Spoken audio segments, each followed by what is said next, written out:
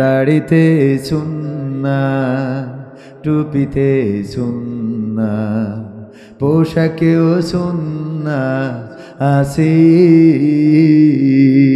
পাথরের আঘাত খাওয়া সেটা যে সুন্নাহ, কেন মনে হয় না তোমার কাছে?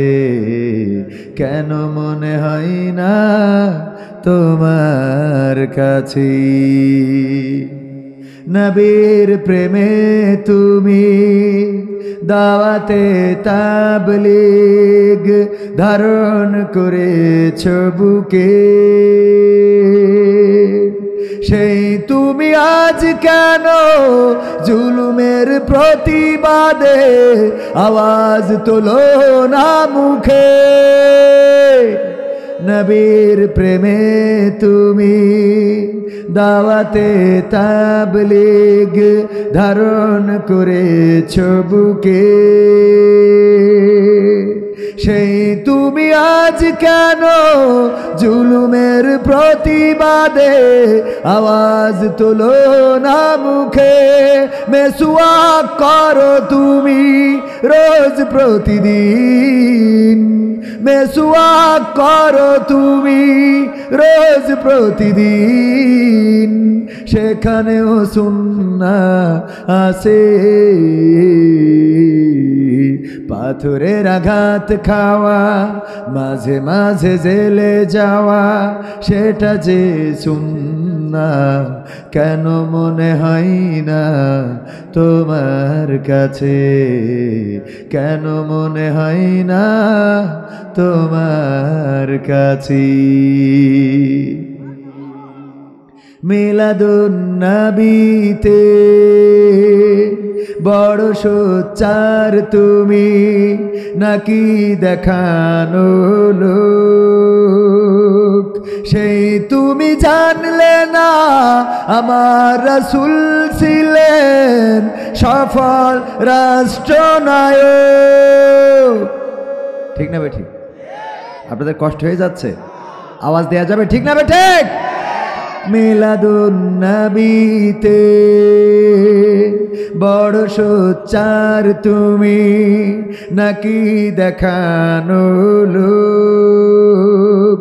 সেই তুমি জানলে না আমার রাসূল ছিলেন সফল রাষ্ট্রনায়ক।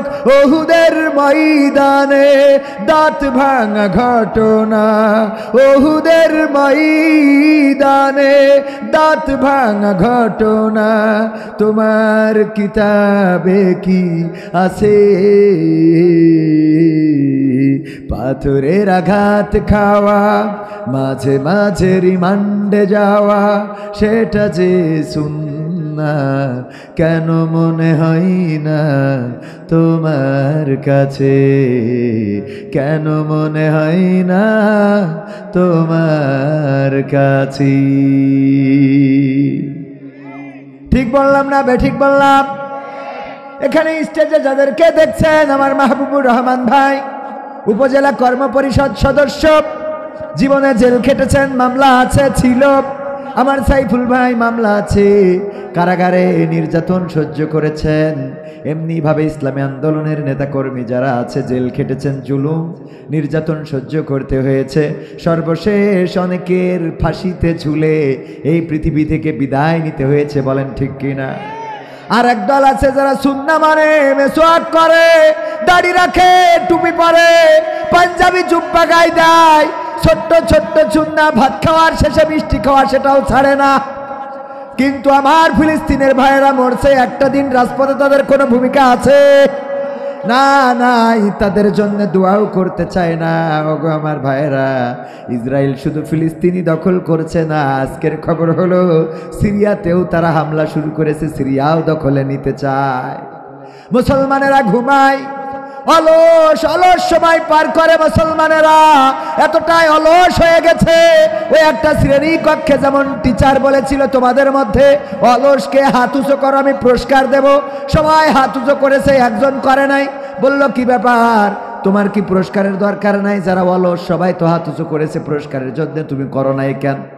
কয় স্যার ওইটা করে কিনা? ওইটা করে কিডা, তার মানে অলস কোনটা? মুসলমানদের অবস্থা এইটা। রাজপথে থাকবে কে, মিছিল করবে কে, মিটিং এ যাবে কে? আজকে পহেলা বৈশাখ পালন হয়েছে, আমার যুবকেরা তরুণের আগে পহেলা বৈশাখে পান্তা ইলিশ দিয়ে শুরু করতো, বিভিন্ন নাচ গান ডিজে বাজাতো। আরে এবার কিন্তু সেটা তেমন একটা হয় নাই, ঠিক না? আছে না? সেটা তো নাই, বরং ফ্যাসিবাদের মূর্তি দেখানো হয়েছে। ওই মূর্তি বানানোকে কেন্দ্র করে আবার আগুন লাগিয়েছিল কোন আল্লাহর বান্দা, পরহেজগার, ওলিয়া উলিয়া, রাতের অন্ধকারে যে আগুন লাগিয়েছে। এখন প্রতিটা মিছিলে মিছিলে ফ্যাসিবাদের প্রতিকৃতি আছে না নাই? যারা অন্যায় করবে, জুলুম করবে, তাদেরকে এইভাবে আল্লাহ পৃথিবীতে তারা বেঁচে থাকতেই দেখে গেল। লাঞ্ছনা কাকে বলে? ঠিক না ঠিক? লাঞ্ছনা কাকে বলে? তারা পৃথিবীতে থাকতেই দেখে গেল। আর যারা আল্লাহর পথে চলে, রাসূলের পথে চলে, যারা দ্বীনের পথে চলে, তারা এতটাই প্রশান্ত আত্মা, দুনিয়ার পরে থাকতেও তাদের কেউ দমাতে পারে না। দুনিয়ার পরে থাকতে তাদের কোনো দুশ্চিন্তা গ্রাস করে না। দুনিয়ার পরে থাকতে তারা দুশ্চিন্তাগ্রস্ত হয় না। আর মারা যাওয়ার সময় নিশ্চিন্তে মারা যায়। বলেন ঠিক কিনা? প্রমাণ আছে না নাই? মতিউর রহমান নিজামী রাহিমাহুল্লাহ, নাম শুনেছেন কিনা? কে ছিলেন? বাংলাদেশ জামাত ইসলামীর মুহতারাম সাবেক আমির মতিউর রহমান নিজামী হাফিজাহুল রাফি রাহিমাহুল্লাহ বললেন, ও আমার সন্তানেরা, আমি ফাঁসির কাস্টে যে ঝুলবো, আমি কি পরে যাব? লুঙ্গি পরে যাব নাকি পায়জামা পরে যাব? আমার কবর দেওয়ার জন্যে পাবনা সাথিয়াতে যাবে কে? তোমাদের মাকে সাথে নিও না, অনেক দূরের রাস্তা, জার্নি নিতে ক্লান্ত হবে, অসুস্থ হয়ে পড়বে। সুতরাং তোমাদের মাকে সাথে নিও না। কবর খনন করার জন্য কারা যাবে? আমার দাফন কাফনের জন্য ঢাকা থেকে কারা যাবে? এমন ভাবে সুন্দর করে নিশ্চিন্ত মনে এমন কথা বলতে পারে, তারা আর কেউ নাই, যারা আল্লাহর কাছে নিজেদেরকে নিবেদন করে দেয়, যারা বলে ইন্না সলাতি ওয়া নুসুকি ওয়া মাহইয়ায়া ওয়া মামাতি লিল্লাহি রাব্বিল আলামিন। যারা বলে আল্লাহ, আমার সালাত, আমার কুরবানি, আমার জীবন, আমার মরণ সব আল্লাহর রাস্তায়, তোমার রাস্তায় বিশ্ব প্রতিপালক, তুমি তোমার কাছে আত্মসমর্পণ করে দিলাম, তোমার জন্য নিবেদন করে দিলাম। তারা যদি জেলে যায় তাও তাদের দমাতে পারে না, তারা যদি ফাঁসিতে ঝোলে তাও তাদের কান্না ঝরে না, তারা যদি নির্যাতনের মধ্যে পড়ে তাও আত্মসমর্পণ করে না, তারা যদি জীবন প্রাণঘাতীর সম্মুখীন হয় তাও বাতিলের কাছে প্রাণ ভিক্ষা চায়। চেয়েছে? বরং তাদের চিন্তামুক্ত থাকার অন্যতম কারণ হলো, আমার সাইফুল্লাহ বিন কুরবান ভাই, উনি তো থাকেন কোথায়? যশোরে। গরু পুষার তেমন তো রাস্তা নাই, কিন্তু আমার সাইফুল ভাই থাকেন গ্রামে। মাঝে মাঝে ধান কাটেন, পাট ধন, জামাতের ইউনিয়ন আমির। মাঝে মাঝে ধান কাটেন, তারপরে পাট ধৌত করেন, নিজের কাজ নিজে করেন, অনেক কষ্ট করেন। দিনের জন্য যখন মাঠে যায় তখন কৃষক, যখন পাট ধোয় তখন একজন